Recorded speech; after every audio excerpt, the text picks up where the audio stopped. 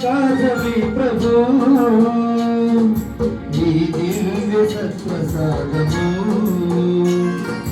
మన ఆత్మకు భోజనమై ఉండుట కొరకు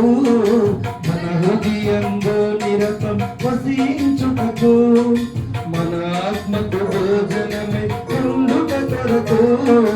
మన హృదయంలో నిరతం వసించుటకు రండి రండి స్వీకరించగా మోదముతో ఆరాధించాత్మారం రండి రండి స్వీకరించగా మోదముతో ఆరాధించాత్మారం